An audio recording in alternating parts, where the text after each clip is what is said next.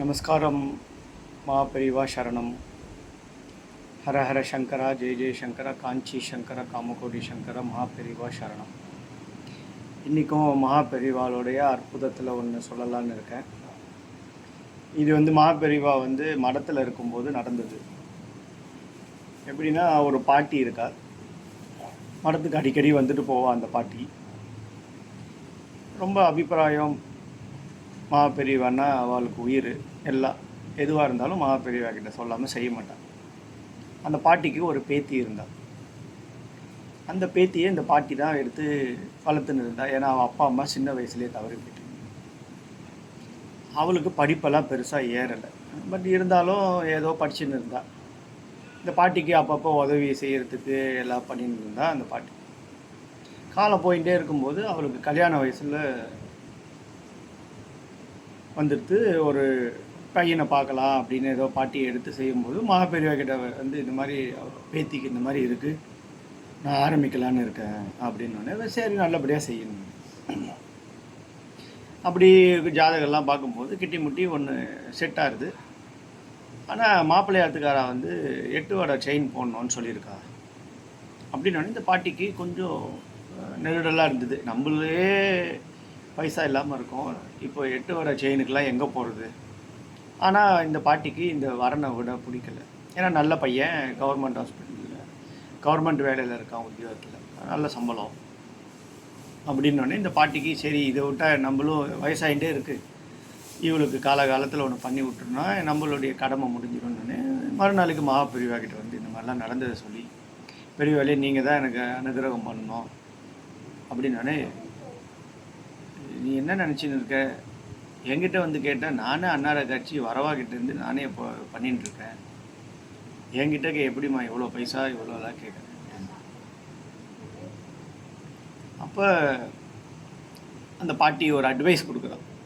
இல்லை, நீங்கள் வரவாகிட்ட யார்கிட்டையாவது கை காமிச்சு விட்டேன்னா அவள் பண்ணுவாள் எனக்கு அப்படின்னோடனே பெரியாருக்கு கொஞ்சம் கடுமையாக பேசினார். இந்த மாதிரிலாம் பேசக்கூடாது, அடுத்தவா கிட்டக்கெல்லாம் நம்ம கேட்கக்கூடாது, நம்மளுக்கு எது வேணுமோ அதை நம்ம தான் தெரிஞ்சுக்கணும். நம்மளுக்கு எது அப்போனா நீ ஒன்று பண்ணு, உனக்கு யார் உகந்த மாப்பிள்ளை உன்னால சக்திக்கு எவ்வளோ முடியுமோ அவ்வளோ பண்ணு அப்படின்னோடனே, இல்லை பெரியவா இது நல்ல வரமாக இருக்குது, நீங்கள் தான் ஏதாவது பண்ணணும் அப்படின்னோடனே கொஞ்ச நேரம் இருந்துட்டு பெரியவா கருணாமூர்த்தி, என்ன தான் குழந்தைங்க தப்பு பண்ணாலும் அதோடைய இதை பெரியவா தான் எல்லாத்தையும் அனுகிரகம் பண்ணணும் அப்படின்னு பெரியவாளுக்கு என்றைக்குமே அந்த ஒரு பாரபாட்சம்லாம் கிடையாது.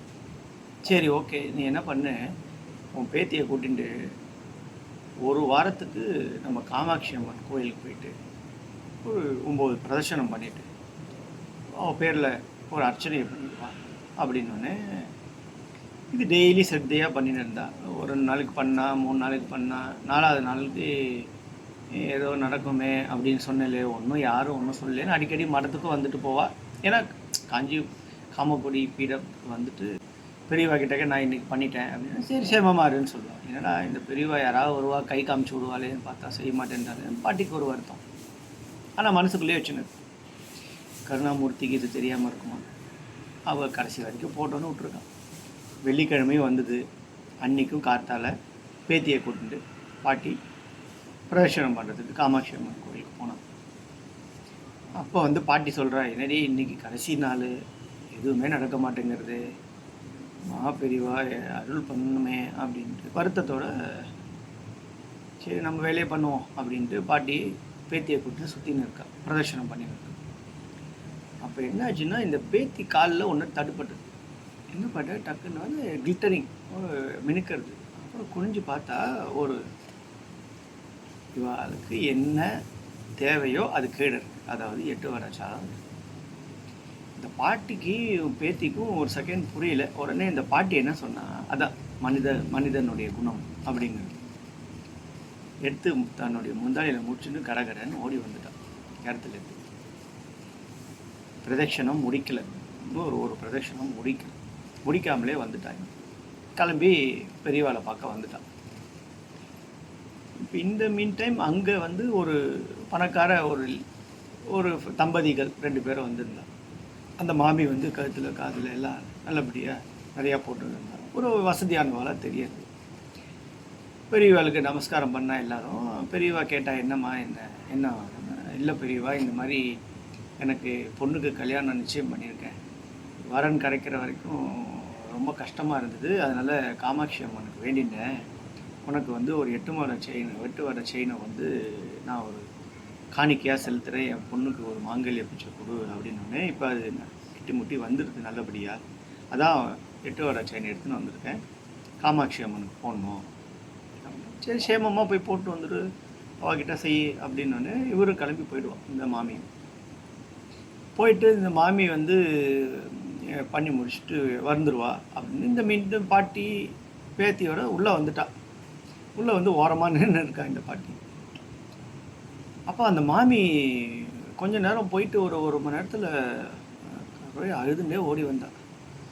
இந்த உள்ளே வந்தோடனே ஆஸ்வாசப்படுத்துகிறா பெரியவா, என்னாச்சுன்னு கண்ணெல்லாம் தொழில். இந்த மாதிரி நான் போயிட்டு காமாட்சி அம்மன் கொடுக்குற பிரதர்ஷனம் பண்ணிருக்கேன், பார்த்தா கையில் அந்த 8 வர சடை காணும், எங்கே போச்சுன்னே தெரியல, அது காமாட்சி அம்மனுக்காக வச்சுருந்தேன், எங்கே போச்சுன்னே தெரியலையே அப்படின்னோடனே பெரியவா அப்படியே பார்ப்பா. அந்த பாட்டி பார்த்தோன்னே பாட்டிக்கு கையெல்லாம் நடுங்க ஆரம்பிச்சிருக்குது. அப்போ பெரியவா சொல்லுவா, பாட்டி அந்த மடியில் வச்சுட்டு இருக்கே அதுவா கேளு அப்படின்னு இந்த பாட்டி பிரித்து, அதாவது இது மனுஷ பிறவியிலே ஈன பிறவி மாதிரி அந்த பாட்டி நினச்சிட்டு என்ன மன்னிச்சிருந்தோன்னு எடுத்து கொடுப்பா. ஆஹாஹா சாஸ்தாம், இதே தான் பாட்டி, ரொம்ப சந்தோஷம் பாட்டி, நீங்கள் எடுத்துன்னு கொடுத்ததுக்கு ரொம்ப சந்தோஷம் பாட்டி. இது வந்து காமாட்சி அம்மன் கொடுக்க வேண்டியது உங்கள் கையில் வந்திருக்கு, அது எனக்கு வரணும்னு இருக்குது அப்படின்னு பெரியவா எடுத்து சொல்லுவார். இல்லை இந்த பாட்டிக்கு ஒரு பேத்தி ஏதோ பக்கத்தில் இருக்கா பாருங்கோ, இவளுக்கு வந்து ஒரு கல்யாணம் நிச்சயம் ஆகிருக்கான், அந்த பையன் வந்து ஆற்றுல ஒன்றும் கேட்கல, ஆனால் ஒரே ஒரு 8 வர செயின் மட்டும் போட சொல்கிறான், ஏன்னா அவளுக்கு வந்த மருமக போட்டுன்னு இருக்கா, அதனால் இவளும் போட்டுக்கணும் அப்படிங்கிற ஒரே ஒரு காரணத்துக்காக தான் அவள் சொல்லியிருக்கா. நல்ல பையன், ஆனால் இந்த பாட்டி ரொம்ப ஏழை, அதெல்லாம் செய்ய முடியாது, கல்யாணத்தையும் எப்படி நடத்தணும்னு தெரியல. நான் நீங்கள் கவலையே படாதீங்க, உங்களுக்கு என்ன 8 வர செயின் தானே, இதே மாதிரி உங்களுக்கு நான் பண்ணி கொடுக்குறேன், ஆனால் இப்போ இதை கொடுத்துருக்கோம், நான் காணிக்கையாக செலுத்திடுறேன், இதுதான் நான் கொடுக்கணும்னு வந்தேன் அப்படின்னு அந்த பாட்டிக்கு ஆனந்தமாக இருக்கு தானல. அப்புறம் பெரியவா கூப்பிட்டு அந்த மாமிக்கிட்ட, சரி நீங்கள் காமாட்சி தானே போடணும்னு சொன்னேன். ஆமாம். அந்த பாட்டிக்கிட்ட கேட்பா, உங்கள் பேத்தி பேர் என்ன அப்படின்னு. காமாட்சி. பாட்டி பேர் சொல்லுவாள், அந்த பேத்தி பேர் காமாட்சி. கோயின்சிடென்ஸ், எல்லாமே நடக்கும்.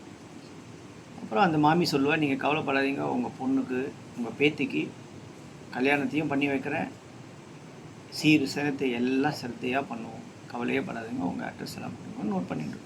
சரி 2 பேரும் போங்க அப்படின்ட்டு கொஞ்சம் தூரம் போனோன்னே பாட்டியை பேத்தியும் கூப்பிடுவா. பார்ப்போம் கூப்பிட்டுட்டு, கையில் ஒரு வஸ்து வந்ததுனால உன்னால் கை கால் தெரியாமல் பிரதட்சணம் கூட ஒன்று பண்ணாமல் விட்டுட்டு வந்துட்டேன், அப்படி தானே அப்படின்னோடனே அப்போ தான் இந்த பாட்டிக்கு தான் பிரதட்சணம் ஒன்று விட்டுட்டோன்னுங்கிறது தெரிய வருது.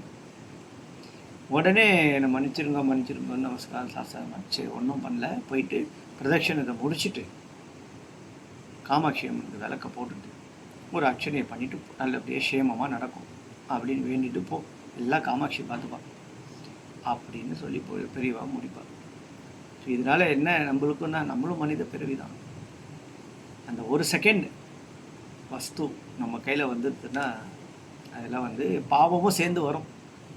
அதனால் அடுத்தவா பொருளுக்கு ஆசைப்படாதீங்க, அவ்வளோதான். ஹர ஹர சங்கரா, ஜெய ஜெய சங்கரா, காஞ்சி சங்கரா, காமகோடி சங்கரா, பெரியவா சரணம்.